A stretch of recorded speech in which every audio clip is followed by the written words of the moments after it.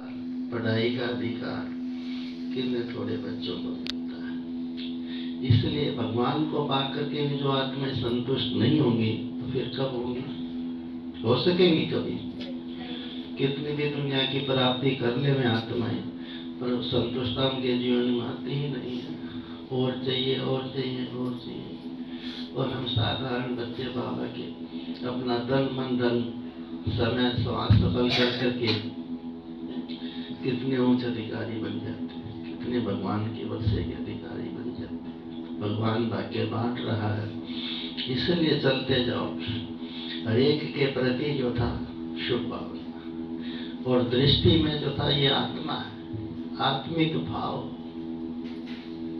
और कुछ नहीं। और बाबा ने कहा है कि जैसे नष्ट मोह बनना है तो क्या करना होगा, अपने को निमित्त समझो। हम दृष्टि हैं, दृष्टि होकर के समझो। कितने कितने, जैसे कि हमने सुना है दादी ब्रिजेंद्रा का एग्जाम्पल सुना है सबने ना। दादी ब्रिजेंद्रा थी जो बाबा की पुत्र वधू थी, उनके 2 बच्चे थे। एक बच्चा तो 25 साल की उम्र में चला गया, दोनों कुमार थे। और दूसरा जो था 35 वर्ष का था, बाबा से बहुत प्यार था। उसका नाम भी घनश्याम था, घनसी कहता था बाबा उसको। तो जब अंतिम समय उसको चेचक हुआ, बम्बे में जो था हॉस्पिटल में एडमिट था, तो बाबा को याद करता था। दादी ब्रिजेंद्रा को कहा हुआ था कि इसकी देख रेख करना बच्चे की। तो बाबा को उससे बहुत प्यार था, तो उसने कहा कि मैं बाबा से मिलूंगा। तो भाई बहनों ने कहा कि बाबा ये चेचक जो छूत की बीमारी है, इससे नहीं मिलो तो ठीक है। बोले नहीं, जो मुझे याद कर रहा है मैं ना मिलूँ तो ऐसे कैसे हो सकता। तो बाबा उससे मिलने गया, बम्बे हॉस्पिटल में एडमिट था। तो बाबा को जैसे वो इंजेक्शन लगाते हैं ना, जैसे मिलने के लिए कि कोई इंफेक्शन ना हो, तो बाबा ने इंजेक्शन भी नहीं लगा, उससे मिला। दृष्टि थी उसको, तो कितना प्यार था, कुमार था वो। तो जब अंत समय आया उसका शरीर छोड़ने का, तो उन डॉक्टरों ने बुलाया कि जो इसके नजदीक है उनको बुलाओ। तो दादी ब्रिजेंद्रा थी, वो गई उसके पास कि बोला अभी अंतिम समय है इसका। तो उन्होंने पूछा आप कौन है?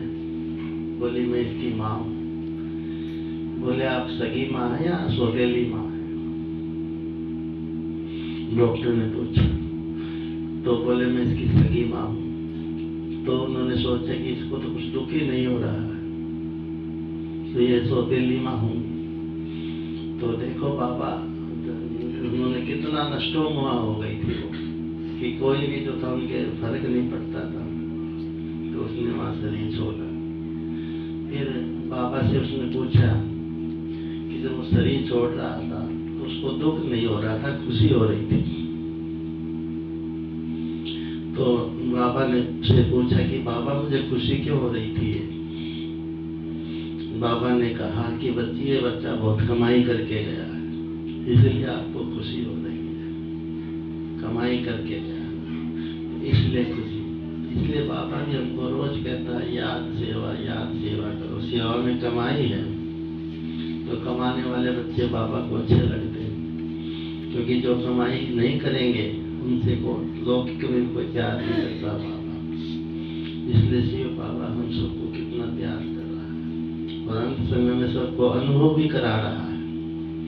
हर एक को अच्छा अच्छा अनुभव होंगे हर एक के जीवन में, क्योंकि ये परिस्थितियां पेपर सब आएंगे, परंतु परिस्थितियों में हार नहीं खानी। परिस्थितियां बदल जाएंगी अगर हमारी सब स्थिति पावरफुल है। सब स्थिति में रहना है, सेट रहना है सीट पर, सीट को छोड़ना नहीं है। अगर सीट छोड़ी तो परिस्थितियां हार खिला देंगी। कोई क्या कहता है, कोई कुछ कहता है, तो हम उसको वो चिंतन चलता रहता है हमारे मन में।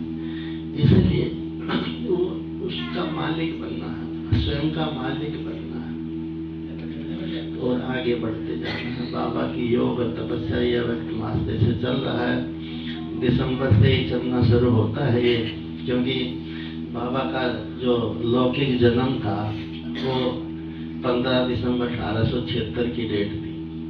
और बाबा जब जैसे संदेशी को भेजता था कि जाओ उसमें ब्रह्मा में मुझ में देख कर के आओ क्या अंतर है, तो 6 महीने पहले ही उसने भेजा था, दिसंबर के 6 महीने पहले कि जाओ देख के आओ।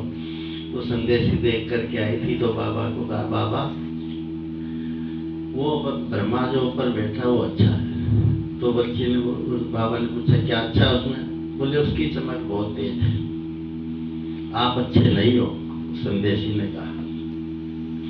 तो बाबा ने फिर और पुरुषार्थ किया, तो दिसंबर माह में फिर भेजा, तो डेट 15 दिसंबर ही रही होगी।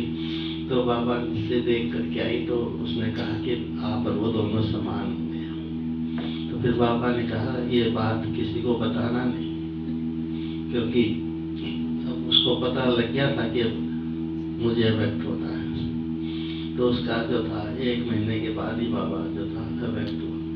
तो यह व्यक्त मास में ब्रह्मा बाप की मदद हम सबको बहुत मिलती है, क्योंकि ब्रह्मा बाप एक घर परिवार जीवन में रहा है और उसको पता है कि हमारे सामने भी क्या क्या व्यापार आते हैं, तो हमको प्रकाश देता है, शक्ति देता है इस समय। तो ये दिसंबर से जनवरी मास तक जो था वो पूरा तपस्या, जैसे बहन जी बता भी रही, सभी ने जो था बहुत बहुत वो किया है कि हमको इतने घंटे का योग करना है। योग तपस्या, किसी की बातों को दिल पे नहीं रखना है, मनन चिंतन करते हुए शुभ चिंतन में जो होगा वही शुभ चिंतन बन सकता है। चिंतन ही हमारा शुभ नहीं होगा तो हम शुभ चिंतन दूसरों के कैसे बन सकेंगे? इसलिए शुभ चिंतन में रहना। हम कितनी श्रेष्ठ भाग्यवान आत्माएं हैं, हमको अपने को साधारण नहीं समझना है, उन जैसा नहीं समझना है। हम पूरे सर्वात्माओं के आधार मूर्त हैं, उद्धार मूर्त हैं। इसलिए हम बोलते हैं ऊंच आत्माएं, भगवान उनको कितनी ऊंची दृष्टि से देख रहा है, इसलिए हम अपने को साधारण